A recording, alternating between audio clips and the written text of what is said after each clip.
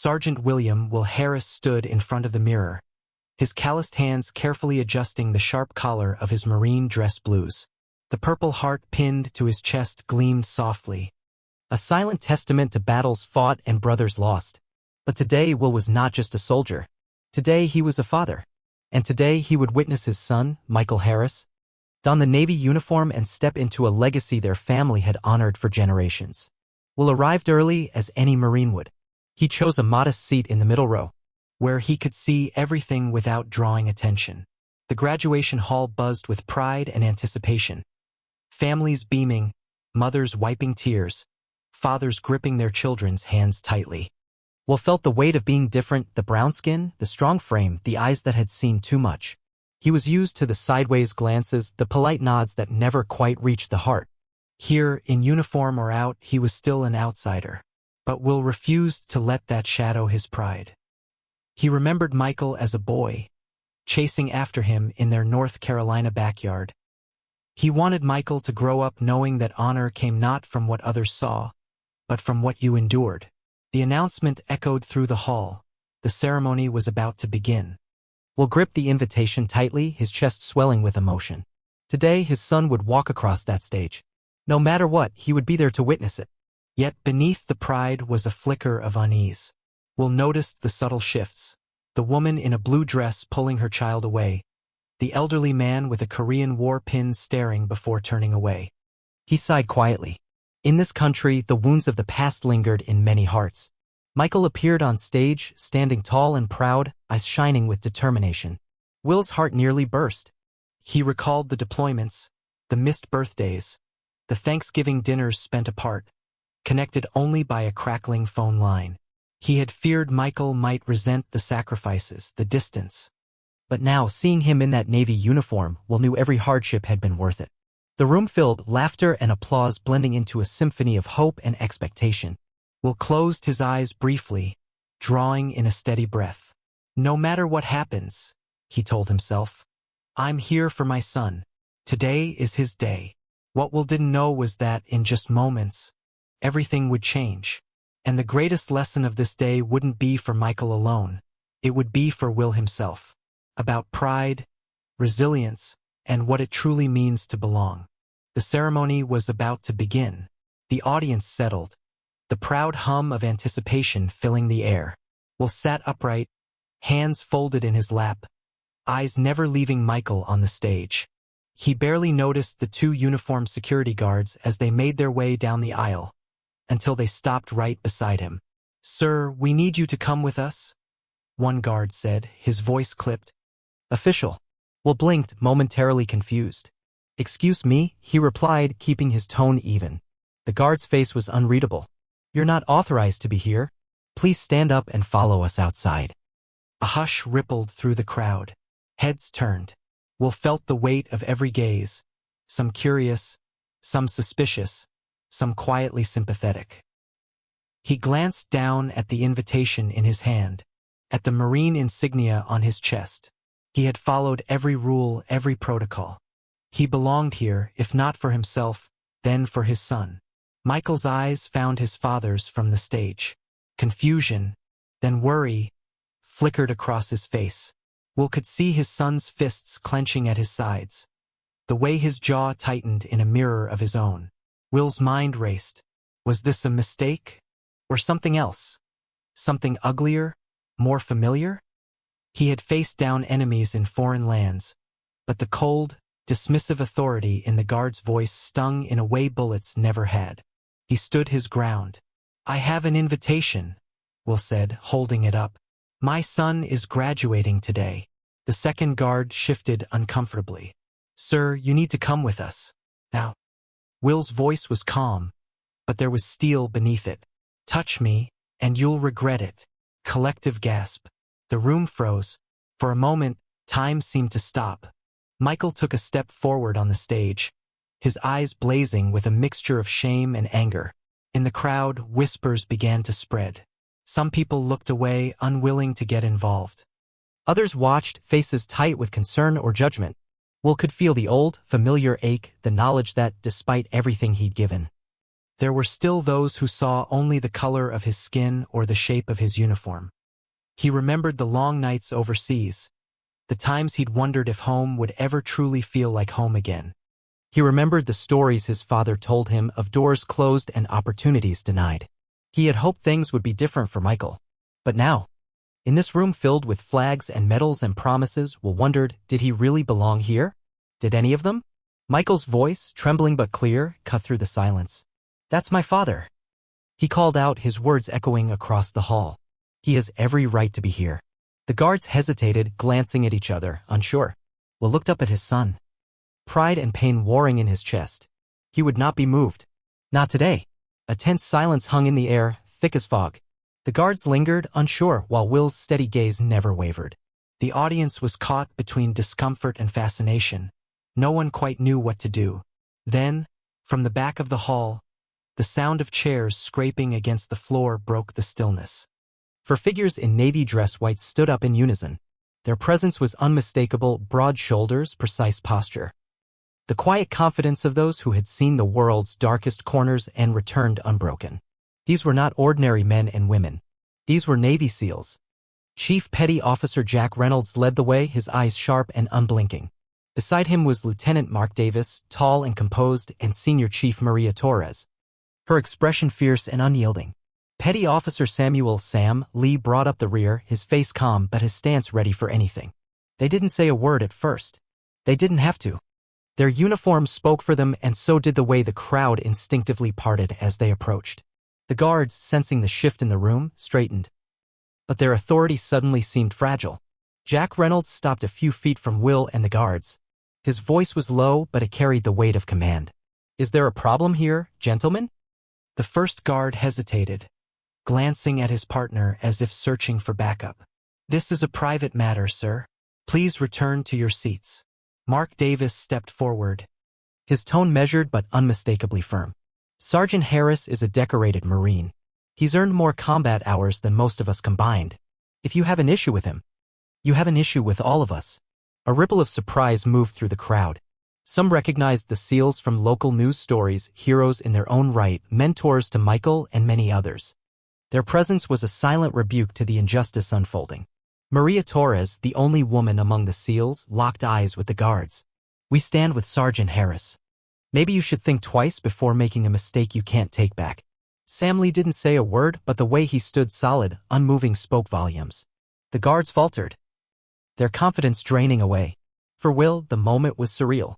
He had always believed in the brotherhood of service, the unbreakable bond forged in fire and hardship. But he had also known the loneliness of being different, even among his own. Now, seeing these SEALs, his son's mentors, his own brothers and sisters in arms, stand beside him, something inside Will softened. He was not alone. Michael, still on stage, watched with wide eyes.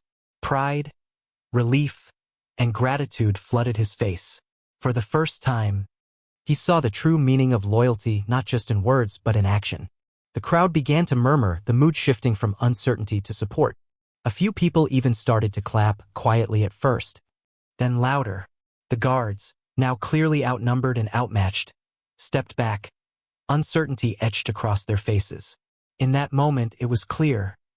Some battles are won not with force, but with solidarity. And no one stands alone when their brothers and sisters are near.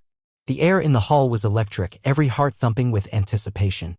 The guards, now visibly uneasy, hovered in indecision. The four SEALs stood their ground, a living wall of loyalty and silent warning.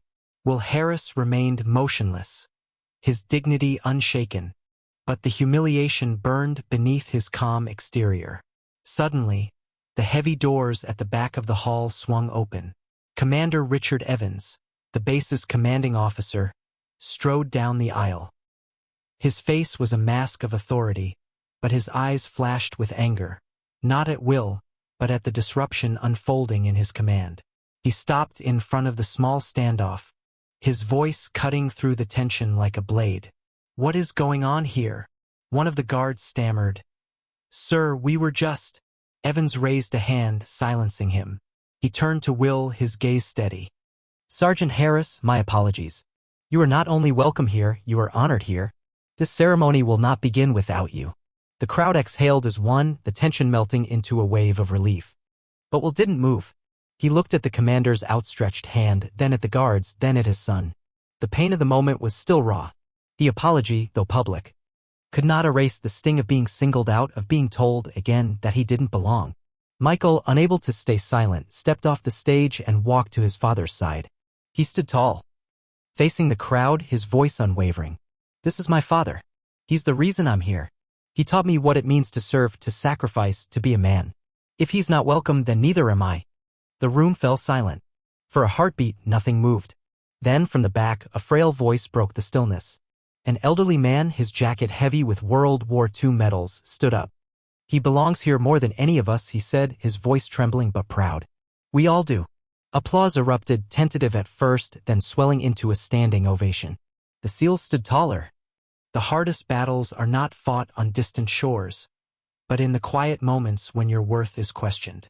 And sometimes the greatest victories are won not by force, but by standing your ground with pride, with dignity, and with the unwavering support of those who truly know your worth. As the ceremony continued, Will found himself drifting inward, the applause and speeches blurring into a distant hum. The events of the morning had shaken something loose inside him, a well of memories and emotions that he had long kept sealed. He remembered the early years of his service, the pride of earning his first stripes, the camaraderie of his fellow Marines. He remembered the long deployments, months spent in places most Americans only saw on the news. The heat, the fear, the adrenaline of combat, the ache of missing home. But most of all, he remembered the sacrifices, birthdays missed, Christmases spent in sand and dust. The first time he saw Michael walk, only through a grainy video his wife had sent from home. The guilt of not being there, of always having to say goodbye. There were moments of joy, too, letters from home, the laughter of brothers in arms, the quiet pride of serving something greater than himself. But there were also scars, both visible and hidden. The sting of prejudice, even in uniform. The times he was passed over, questioned, made to feel like an outsider in the very country he had sworn to protect. He thought of his wife, Linda, and the strength she'd shown through every deployment. He remembered the letter she wrote him before his first tour overseas, a letter he still kept folded in his wallet, the paper worn thin from years of unfolding and reading in lonely barracks. In it, she wrote, "No matter how far you go, you are always part of us. Michael will know his father is a hero not because of medals, but because of the love and courage you carry. Come home safe. We are waiting." Will blinked back tears. He wished Linda could have been here today to see Michael in his Navy uniform, to see the man their son had become. He wished she could have seen the way Michael stood up for him, the way the SEALs had closed ranks around him, the way the crowd had finally understood. He realized with a pang that the hardest part of service wasn't the danger or the distance. It was the fear that, after all the sacrifice, you might still come home and find you didn't belong. That your place in the world could be questioned, even by those you'd sworn to protect. But as he watched Michael on stage, a head held high, eyes shining with pride, Will felt something shift. Maybe belonging wasn't about the acceptance of others. Maybe it was about the legacy you built, the values you passed on, the courage to stand your ground. He thought of the generations before him, his own father, a veteran of Korea who had faced his own battles with dignity and grace. He thought of the generations to come, and the hope that things would be better for them. As the ceremony drew to a close, Will placed a hand over his heart, feeling the steady beat beneath his medals. He whispered a silent promise to Linda, to Michael, to himself. "I will always stand for what's right. I will always be here for my family, no matter what." And for the first time in a long while, Will allowed himself to hope not just for his son, but for a country still learning what it truly means to honor all its heroes. The ceremony ended with the crowd on its feet, applause echoing through the hall. Michael received his diploma, shaking hands with the commander, his face glowing with pride and relief. Will stood front and center, the SEALs flanking him like silent guardians. For a moment everything felt right, but as the crowd began to disperse, Commander Evans approached Will, his expression earnest, the weight of leadership evident in his eyes. He waited until the last guests had trickled out before speaking. "Sergeant Harris," Evans began quietly, "I owe you more than an apology. What happened today was wrong. It's not the first time I've seen something like this. but I swear it will be the last under my watch. Will regarded him for a long moment, searching for sincerity. He saw not just a commanding officer, but a man, one who carried his own burdens, his own regrets. I appreciate your words, Commander, Will replied, his voice steady but tired. But words only go so far. What matters is what we do next. For our sons. For everyone who comes after. Evans nodded, humbled. You're right. I want to do better. I want this base to do better. For the first time, Will extended his hand. The two men shook, not as officer and subordinate, but as equals, two fathers, two Americans, both yearning for a better future. That evening, Michael and the SEALs invited Will to a small gathering at a local diner. The mood was lighter now, the tension of the morning replaced by laughter and stories.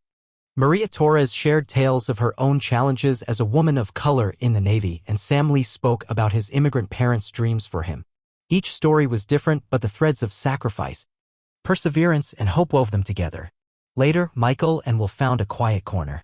Michael's voice trembled with emotion. Dad, I've always looked up to you. But today, I realized how much you've carried, how much you've had to fight for, even here at home. Will squeezed his son's shoulder. I fought so you wouldn't have to. But the world's not perfect, Michael. Sometimes standing up for yourself is the hardest fight of all. Michael nodded, eyes shining. I won't forget today. I won't forget what you taught me about honor, about courage. About never letting anyone tell you where you do or don't belong. They sat in silence, the bond between them stronger than ever.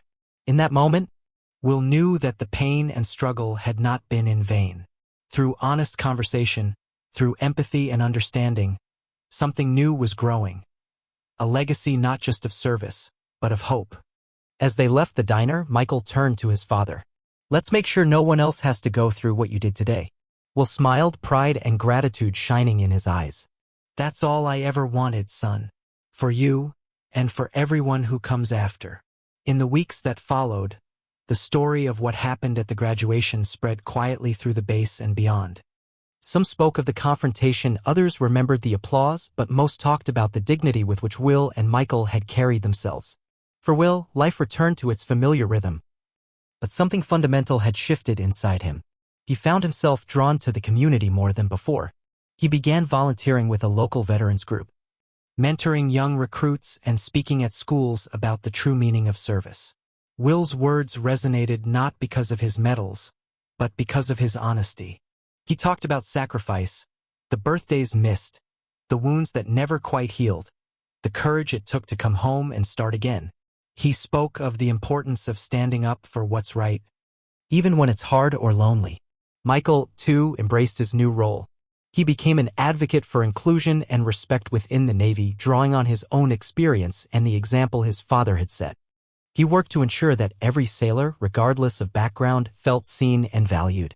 The lessons of that day, the pain, the pride, the solidarity, became the foundation of his leadership. One crisp autumn afternoon, Will and Michael visited the local Veterans Memorial together. The sun hung low, casting long shadows across the names etched in stone. They stood in silence, honoring those who had come before, the sacrifices made by generations. Will placed a hand on Michael's shoulder. You know, son, I used to wonder if all the sacrifice was worth it. If I'd ever truly belong. But today, seeing you, seeing the man you've become, I know it was. Michael turned to his father, his voice steady. You belong, Dad. You always have. And because of you. So do I. They stood together, two generations bound by love, service, and hope. Will thought of his father, of Linda, of all those who had believed in something bigger than themselves. He realized that legacy wasn't just about medals or ceremonies. It was about the values you lived, the people you inspired, the hope you passed on. As they left the memorial, Will paused. The story found its way into local newspapers, then onto social media where it touched the hearts of thousands. Veterans from across the country reached out, some with stories of their own struggles. Others simply to say thank you. Will was surprised by the outpouring of support, but even more so by the conversations it sparked. One afternoon, as Will walked through the base, a young security guard approached him. The guard looked nervous, his cap in his hands. Sergeant Harris, he began, I was there that day. I didn't do anything. I should have. I'm sorry. Will studied the young man's face, seeing both regret and hope. He placed a reassuring hand on the guard's shoulder. It's never too late to do the right thing, he said gently. What matters is what you do next. Michael, inspired by his father's example, began speaking at schools and community centers. He shared not just the story of that day, but the lessons learned from it, the importance of standing up for others, the value of empathy, the courage it takes to change. Students listened, moved by the honesty and vulnerability of a young officer who was willing to speak about pain, pride, and the power of unity. The SEALs who had stood with Will became advocates too. Maria Torres launched a mentorship program for young women and minorities entering the Navy. Jack Reynolds wrote an op-ed about the meaning of brotherhood and the responsibility of leadership. Their actions, big and small, created ripples, each one a testament to the truth that change begins with a single act of courage. Commander Evans implemented new training for base personnel, focusing on respect, inclusion, and the history of those who had served before. He invited Will to speak at the first session. Standing before a room of recruits, Will spoke not of medals or battles, but of the everyday bravery it takes to stand up for what's right, to see each other as brothers and sisters, not strangers. As time went on, Will and Michael's story became more than just a moment of conflict. It became a symbol, a reminder that progress is possible, that wounds can heal, and that each of us has the power to make a difference. On the anniversary of Michael's graduation, father and son returned to the base. The hall was filled with new faces, but the spirit was different, warmer, more welcoming. As Michael addressed the crowd, he spotted his father in the front row, pride shining in his eyes. "We are all part of something bigger than ourselves," Michael said, his voice strong. "Our strength is not in our sameness, but in our willingness to stand together, to lift each other up, to make sure no one is left behind." The applause was thunderous. Will felt tears prick his eyes, not of sadness, but of hope. He realized that the true measure of a legacy is not in the battles you fight, but in the lives you touch, the hearts you change, the future you help build. As they left the hall, Michael turned to his father. "You started something, Dad, and I'll keep it going." Will smiled, his heart full. "That's all any of us can hope for, son. To leave the world a little better than we found it." And as they walked into the sunlight, side by side, their story became part of something larger, a quiet revolution built on loyalty, respect, and the unbreakable bond of family.